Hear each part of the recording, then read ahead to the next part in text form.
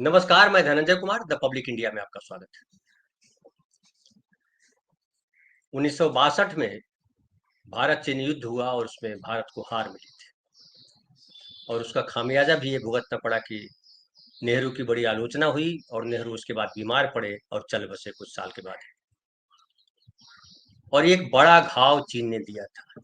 तब से चीन के साथ हमारे रिश्ते कभी सहज नहीं रहे और पिछले कुछ सालों में भी चीन ने हमारे साथ जो है धोखा किया और कहा जा रहा है कि एक बड़ा हिस्सा, काफी जमीन, कई हजार किलोमीटर जो है चीन ने कब्जा कर लिया है। हालांकि प्रधानमंत्री का बयान आता रहा कि न कोई घुसा है न घुसेगा, लेकिन अलग अलग स्रोतों से बयान आता रहा, सूत्रों से बयान आता रहा कि उसमें सेना के सूत्र भी रहे, पत्रकार भी रहे, विपक्ष के नेता ने भी कहा कि चीन ने हमारी जमीन पे कब्जा कर दिया है। और चीन लगातार इस कोशिश में है कि भारत के साथ वो जो है वो अरुणाचल प्रदेश को लेकर के जो उसका तनाव है, उस पर किस तरह से अरुणाचल प्रदेश को कब्जा कर सके। और इस क्रम में वो चीन जो है हमारे खिलाफ लगातार चक्रव्यूह रचता रहता है और हमारे जो पड़ोसी देश हैं उसके साथ वो संबंध गांठने की कोशिश करता है और उसके सहारे भारत को घेरने की कोशिश करता है। बांग्लादेश जब अलग हुआ और उसके पहले भी आप बात करें कि इंदिरा गांधी ने जब चीन से जो परेशानी हुई थी देश को, उसको समझते हुए दो महत्वपूर्ण काम किए थे। एक तो पूर्वी पाकिस्तान को बांग्लादेश बना दिया, अलग देश बना दिया, और दूसरा सिक्किम को अपने साथ मिला लिया था। सिक्किम मिल जाने के बाद भारत चीन के मोर्चे पर मजबूत हो गया था।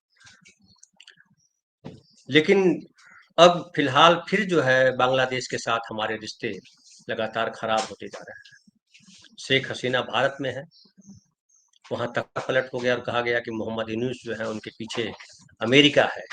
हालांकि अमेरिका में भी सत्ता परिवर्तन हो चुका है और अब मोहम्मद यूनूस को अमेरिका से जो सहायता मिलनी चाहिए थी वो नहीं मिल पा रही है। और भारत के साथ मोहम्मद यूनूस के संबंध जो है उतने अच्छे नहीं हैं और मोहम्मद यूनूस चीन के साथ अब संबंध काट रहे हैं और चीन के साथ उनके बढ़ते संबंध भारत के लिए परेशानी का सबब है। और उसमें महत्वपूर्ण यह है कि तीस्ता नदी प्रोजेक्ट जो है वो कहा जा रहा है कि उसमें चीन इन्वॉल्व हो रहा है और तीस्ता नदी प्रोजेक्ट में अगर चीन इन्वॉल्व होता है तो फिर बांग्लादेश में चीन की एंट्री हो जाएगी और फिर वो जो है कहा जा रहा है कि हमारे लिए, भारत के लिए वो बड़ा खतरा साबित हो सकता है, क्योंकि जो तीस्ता नदी है वो सिक्किम से होती हुई बांग्लादेश जाती है। कुल लंबाई 414 किलोमीटर है तीस्ता नदी की, इसमें से 151 किलोमीटर सिक्किम से गुजरती है, 142 किलोमीटर पश्चिम बंगाल से और उसके बाद 121 किलोमीटर बांग्लादेश से होकर के बहती है। और तीस्ता नदी को लेकर के जो है पानी का बंटवारा भी हुआ था 1972 में। बांग्लादेश के साथ एक जो है आयोग बना था जिसमें भारत बांग्लादेश संयुक्त नदी आयोग कहा गया था और उसके तहत 1983 में 1983 में जो है एक समझौता हुआ था और उस समझौता में था कि 39% पानी जो है वो भारत को मिलेगा और 36% पानी बांग्लादेश को। ये निर्णय हो चुका था और 25% पानी जो है वो आगे बातचीत करके हम सुलझाएंगे कि कैसे करेंगे। उसके बाद 1996 में गंगा के पानी पर हुए समझौते के बाद तीस्ता पर फिर से विवाद हुआ और 2000 में एक मसौदा तैयार हुआ था। 2010 में इस मसौदे को मंजूरी मिली थी। 2011 में इस पर बात होनी थी, लेकिन ममता बनर्जी ने इस पर विरोध किया और वो जो है अटक गया। तब से अब तक, हालांकि इस बीच प्रधानमंत्री नरेंद्र मोदी जी ने भी बात की, करने की कोशिश की थी, ममता बनर्जी भी गई थी, लेकिन वो हो नहीं पाया। और अब जो है जब सरकार वहां पलट गई, शेख हसीना की सरकार, उसके बाद मोहम्मद यूनूस जो अभी अंतरिम प्रधानमंत्री, कार्यकारी प्रधानमंत्री हैं, उनके संबंध जो है भारत के साथ अच्छे नहीं है। और जब से सत्ता पलटी है शेख हसीना की, भारत के खिलाफ जो है वहाँ स्वर तेज हुआ है और शेख हसीना को हमेशा माना जाता रहा कि भारत समर्थक रही, चूंकि बांग्लादेश के निर्माण में भारत की जो भूमिका रही, शेख मुजीबुर रहमान उनकी बेटी है शेख हसीना, तो हमेशा उनको लगता रहा कि भारत मित्र है। लेकिन एक बड़ा वर्ग रहा बांग्लादेश में, जो पाकिस्तान के साथ अपनी मित्रता की बात करता रहा, और इधर कहा जा रहा है कि पाकिस्तान के साथ थोड़ी मित्रता बढ़ी है बांग्लादेश की, और दोनों के बीच लग रहा है कि एक रिश्ता कायम हो जाएगा। चीन की भूमिका जो है, बढ़ती भूमिका भारत के लिए इसलिए खतरनाक है कि चीन लगातार कोशिश कर रहा है कि भारत को किस तरह से दबाया जाए, और खास करके अरुणाचल प्रदेश का जो इलाका है, और जो पाक ऑक्युपाइड कश्मीर की तरफ, जो लद्दाख के इलाके में, जो पाक ऑक्युपाइड कश्मीर का एक हिस्सा जो है चीन को दे दिया पाकिस्तान ने, लद्दाख पर वो दावा करता रहता है, और लद्दाख की तरफ लगातार बढ़ रहा है चीन। ये भी कई बार चर्चाओं में रहा, और रक्षा मंत्री कहते रहे कि बातचीत चल रही है, बातचीत चल रही है, पीछे जा रहे हैं। हालांकि पीछे जाने वाली स्थिति बहुत, ये नहीं है, तनावपूर्ण स्थिति उस तरह से एक तरह से बनी हुई है। हालांकि इधर पिछले कुछ सालों में झड़प नहीं हुई है, लेकिन तनावपूर्ण स्थिति है। और अब जब अमेरिका में जो सत्ता बदली है, और अमेरिका में जिस तरह से ट्रेड जो टैरिफ का वार शुरू हुआ है, उसमें ये भी कहा जा रहा है कि अमेरिका अपने रिश्ते रिन्यू कर रहा है पूरी दुनिया में। और जो, जैसे कि समझ लीजिए कि जो रूस था, रूस के साथ अमेरिका के हमेशा तनावपूर्ण रिश्ते रहे, लेकिन अब जो है रिश्ता वहाँ बदल रहा है। कहा जाता है कि जो रूस के राष्ट्रपति हैं पुतिन, और जो अमेरिका के राष्ट्रपति हैं, दोनों के बीच जो है वो व्यापारिक रिश्ते हैं उनके, और इसकी वजह से दोनों में नज़दीकी बनी है, दोनों नज़दीक आए हैं। और जो डेनमार्क का इलाका है, ग्रीनलैंड, उस पर अमेरिका ने अपने दावा किया, और अब पिछले दिनों हमें रूस का बयान भी आया था कि हमें उससे कोई लेना देना नहीं है, अमेरिका जो चाहता है कर ले। तो ये एक खतरनाक संकेत जो है दुनिया के नक्शे पर दिखाई पड़ने लगा है, दुनिया की राजनीति में दिखाई पड़ने लगा है कि रसिया और अमेरिका अगर एक हो जाता, क्योंकि यूक्रेन के मामले में अमेरिका ने अपने हाथ खींच लिए, और अब रसिया यूक्रेन को दबाने में, यूक्रेन के दबाने को लेकर के बड़ा ये हो गया कि अब अमेरिका साथ जब नहीं देगा तो यूक्रेन का क्या होगा, और यूरोपीय कंट्रीज कब तक यूक्रेन के साथ रहेंगे, और वो भी यूरोपियन जो कंट्रीज हैं, जो देश हैं, वो अमेरिका के बिना जो है उनका सर्वाइवल भी आसान नहीं माना जाता है वर्ल्ड पॉलिटिक्स में, उनकी मदद की जरूरत है। अब फिर रूस आता है, तो रूस जो है अपने तरीके से देख रहा है, अपने लाभ देख रहा है, वो भारत के प्रति कितना वफादार होता है ये अलग कथा है, चूंकि रूस पुराने वाली स्थिति में है नहीं, सोवियत संघ जिस जिस ताकतवर स्थिति में था वो अब है नहीं। और चीन से जब झगड़ा हुआ था भारत का 1962 में, तो सोवियत संघ ने तब भारत का साथ दिया नहीं था, बाकी मसलों में भारत का साथ देता रहा।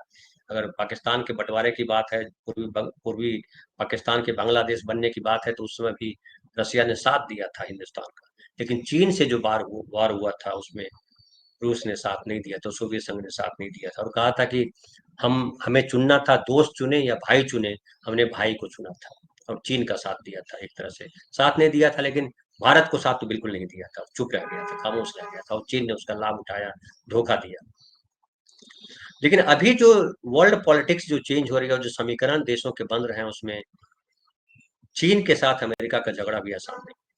तो जिस तरह से यूक्रेन को निशाना बनाया, और यूक्रेन और ग्रीनलैंड के बीच एक तरह समझिए कि तुम ये ले लो, हम ये ले लेते हैं वाला जो भाव दोनों देशों के बीच हुआ हाल के दिनों में, उसमें खतरा लगता है कहीं ना कहीं कि चीन अगर हमसे लड़ाई करे, भारत से लड़े, तो क्या रसिया या अमेरिका साथ देगा, ये एक बड़ा सवाल बन जाता है, और यही हमारे डर का बड़ा कारण है। इसलिए चीन जब बांग्लादेश में अगर घुस जाता है, तो बांग्लादेश तो हमारा जो जो हमारी बांग्लादेश की सीमा है, वो तीन तरफ से तो भारत है बांग्लादेश के। तो अगर बांग्लादेश में चीन की उपस्थिति हो जाती है, तो फिर तो बड़ा मुश्किल हो जाएगा भारत के लिए, और खास करके नॉर्थ ईस्ट को लेकर के, जो सेवन सिस्टर्स है और सिक्किम है, उसको लेकर के बड़ा तनाव माना जाता है कि अगर चीन वहां अपनी स्थिति मजबूत कर लेता है, तो फिर दिक्कत हो जाएगी, भारत के लिए बहुत मुश्किल हो जाएगी। और हालांकि भारत सरकार इस जो घटनाक्रम हो रहे हैं उसको भारत सरकार भी अपने नजरिए से देख रही होगी। अब क्या, अभी भारत सरकार कोई बयान आया नहीं है, लेकिन जो अभी गए हुए थे मोहम्मद यूनुस, चीन गए हुए थे, जिनपिंग से मिल के आए, वहाँ के राष्ट्रपति से, और उन दोनों का जो साझा बयान आया है, उसको थोड़ा-सा मैं आपके सामने रखता हूँ, इससे समझने में भी हेल्प मिलती है कि ये साझा बयान भारत के लिए तनावकारी है। संयुक्त बयान में देखिए क्या कहा है कि दोनों पक्ष औद्योगिक और सप्लाई चेन में अंतर्राष्ट्रीय सहयोग को मजबूत करने, high quality belt and road cooperation को आगे बढ़ाने और दोनों देशों में आधुनिकीकरण को एक साथ बढ़ावा देने पर सहमति जताई है। दोनों देशों के बीच फ्री ट्रेड एग्रीमेंट, मतलब टैरिफ नहीं लगेगा, फ्री ट्रेड एग्रीमेंट और बांग्लादेश इन्वेस्टमेंट पर जल्द ही वार्ता शुरू करने पर सहमति बनी। फिर देखिए कि बांग्लादेश ने वन चाइना पॉलिसी के प्रति अपना समर्थन जताया है, मतलब हम चाइना को सबसे ज्यादा अहमियत देंगे, उसकी पॉलिसी जताई है। और संयुक्त बयान में ये भी कहा गया है कि ताइवान को चीन का अभिन्न अंग मानता है बांग्लादेश, और बांग्लादेश ने चीन को आश्वासन दिया कि दोनों देश मिलकर बराबरी के आधार पर बहुध्रुवीय दुनिया की वकालत करेंगे। मतलब जो दो ध्रुवीय या वन ध्रुवीय समझिए अमेरिका की तरफ से खाली चलेगा तो वो नहीं, बल्कि बहुत ध्रुवीय देश होगा, ये जो वकालत करेंगे। और अमेरिका के साथ जो मोहम्मद यूनुस की जो नज़दीकी थी, जब अमेरिका में सत्ता बदली तो वो नज़दीकी जो है बदल गई, चूंकि अमेरिका ने उस तरह से सहयोग करने की बात से मना कर दिया। खास करके ट्रंप ने जो कहा उसमें कहा कि हम किसी की मदद नहीं करने वाले हैं। और तब बांग्लादेश के पास अब कोई ऑप्शन नहीं था, वो जो है, हालांकि शेख हसीना वो चाह रही थी कि हिंदुस्तान से भी संबंध बने, हिंदुस्तान तीस्ता प्रोजेक्ट के लेकर के हिंदुस्तान से समर्थन चाह रही थी, लेकिन वो हो नहीं पाया था। अब ये जो वहां से हो गया है तो जाहिर है कि ये जो बांग्लादेश है उसकी 9 समझौते किए हैं बांग्लादेश ने इस समय। अभी जो फ्राइडे को जो लौट करके आए हैं उसमें 9 समझौते किए हैं चीन के साथ बांग्लादेश ने।